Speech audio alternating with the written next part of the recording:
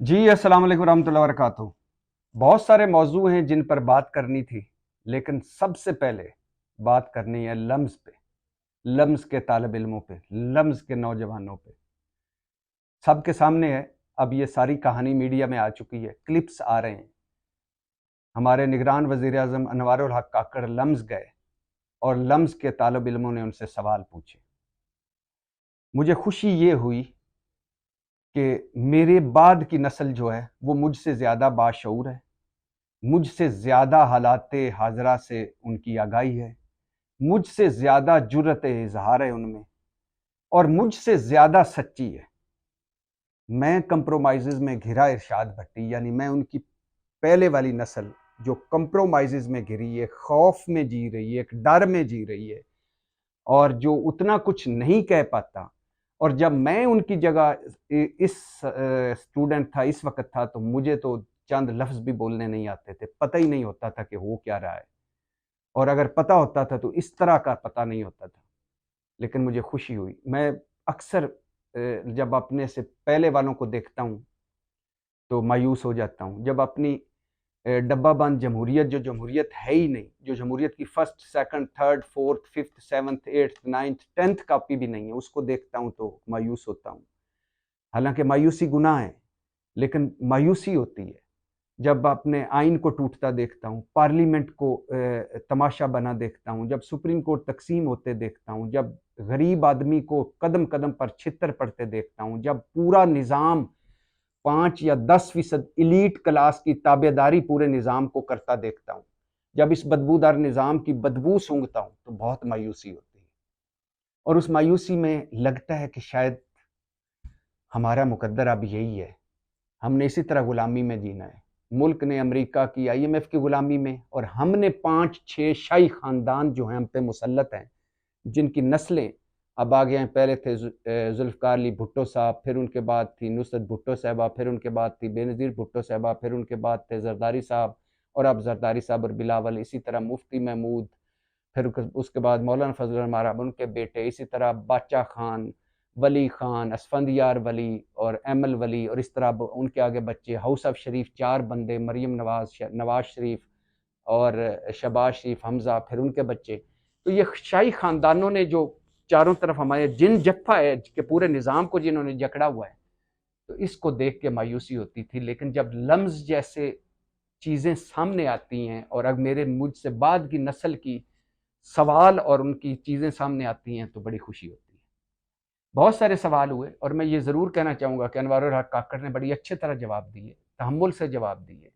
बड़े मुश्किल सवाल थे, डायरेक्ट सवाल थे, लेकिन उन्होंने बहुत कोशिश की कि इसको बेहतर कर सकें। लेकिन लम्स के स्टूडेंट्स ने जो सवाल किए, फॉर एग्ज़ाम्पल 50 मिनट आप लेट क्यों आए? मिसाल के तौर पर आप यहाँ क्यों हैं? मुल्की हालात अगर इस तरह के हैं तो आप यहाँ बैठे क्या कर रहे हैं? आप जाएँ मुल्क की संभालें। आइन में जब 90 दिन में इंतखाबात हैं, तो आइन पर अमल क्यों नहीं हो रहा? आप रोज़ आइन आइन की रिट लगा के बैठे हैं, और मुकदमों के हवाले से 9 मई के मुकदमे और बाकी मुकदमों के हवाले से कि जब कोई बोलता है तो उसे गिरफ्तार कर लिया जाता है, वगैरह वगैरह। बहुत सारे ये सवाल जो ऐसे सवाल थे जो मैं अपनी बाद की नस्ल से जब के मुंह से सुने तो बहुत खुशी हुई। अब सवाल ये है कि एक मैं पढ़ रहा था कि बदतमीजी कर रहे थे वजीर आजम के साथ, कि 50 मिनट लेट क्यों आए, बदतमीजी वाला सवाल। भाईजान, बदतमीजी ये नहीं है कि कोई स्टूडेंट पूछ रहा है, तालिब इल्म पूछ रहा है कि आप 50 मिनट लेट क्यों आए।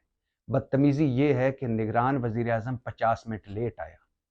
वहाँ हमारे असातिज़ा थे, उस्ताद थे। वैसे तो यहाँ उस्ताद की कोई कख इज्जत नहीं है, उस्ताद को मुंशी और कभी दर्जा नहीं देते हम। तो लेकिन बदतमीज़ी ये है कि वो लेट आए जहाँ उस्ताद बैठे थे और उनके इंतज़ार कर रहे थे, और तालिब इल्म बैठे थे। उनको इस अपना शेड्यूल और अपनी सफ़र इस तरह करना, तय करना था कि वो 5 मिनट पहले आ जाते। फिर दूसरी बात है कि एक मैं पढ़ रहा था कि तालिब इल्मों के सवालों पे तालियां बज रही थी, जवाब पे ताली नहीं बज रही थी। सवालों पर तालियां क्यों बजी? कहीं फ्रस्ट्रेशन ज़्यादा तो नहीं हो गया, हो गई। कहीं हबस ज़्यादा तो नहीं हो गया, कहीं घुटन ज़्यादा तो नहीं हो गई। کہیں ناراضگی تو نہیں ہوگی زیادہ ہماری آنے والی نسل کی. اور پھر ہے کہ سوال کرنے کو بدتمیزی نہ سمجھے خدا کے لیے، سوال کو رد نہ کرے، اور سوال کو اپنی ذہنیت اپنے ذہن کے مطابق مت پرکھیں، بلکہ وہاں جا کے طالب علموں کے معیار پہ جا کے ان کی سطح پہ جا کے ان کا سوال سنیں اور اس کا جواب دیں. اور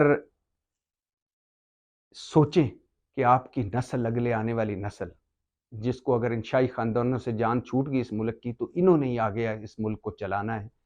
تو وہ نسل کیا سوچ رہی ہے، وہ نسل کیوں پریشان ہے، وہ نسل کیوں آپ پہ کو تلخ سوال کر رہی ہے. تو بہت اچھا لمس کے طالب علموں، نوجوانوں، میرا سلام ہے آپ کو.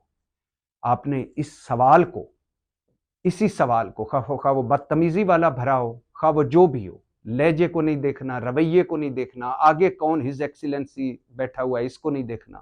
یہ سوال پوچھتے رہنا ہے، سوال اٹھاتے رہنا ہے. سوال جب تک رہے گا اس معاشرے میں، سوال اٹھانا، سوال پوچھنا، تو یہ ترقی کا سفر، شعور کا سفر جاری رہے گا. جس دن ہم نے اس سوال کی حوصلہ شکنی کر دی، اس دن سب کچھ ختم ہو جائے گا. اور میں ان ساروں پر جو ان پر لمس والوں پہ تنقید، بچوں پہ تنقید کر رہے ہیں، نوجوانوں پر، ان کو کہنا چاہتا ہوں کہ پہلے اپنے گریبانوں میں تو جھانکیں. آپ نے کیسا پاکستان دیا ہے کہ آج وہ، اگر آپ اس کو بدتمیزی سمجھتے ہیں تو ان کے لہجے ایسے ہو گئے، رویے ایسے ہو گئے. بہتر پاکستان، آپ سب سے بڑے مجرم ہم اور آپ ہیں کہ ہم ان کو اچھا پاکستان نہیں دے سکے، جس میں اخلاقیات پر عمل ہو، منطق پر عمل ہو، آئین پر عمل ہو، جس میں اصل جمہوریت ہو، جس میں نظام بدبودار نہ ہو. جب آپ بدتر پاکستان دیں گے تو پھر اس نوجوان آپ سے سوال پوچھیں گے، اور پھر سوال کو بدتمیزی سے رد کرنا، اب یہ معاملہ نہیں چلے گا. لہٰذا ابھی بھی وقت ہے، آنے والی نسل کو بہتر پاکستان دیں. اپنے کمپرومائزز، اپنے فائدوں، اپنے مطالبات، اپنے جگاڑ، اپنے مفادات سے نکلیں اور نوجوانوں کے جذبات کو سمجھیں اور انہیں بہتر پاکستان دیں، جہاں وہ رہ سکیں اور جہاں وہ جس پر فخر کر سکیں. آج ہماری نسل کے پاس اور ان کے پاس فخر کرنے کے لیے کوئی چیز کامن نہیں ہے. پاکستان زندہ باد.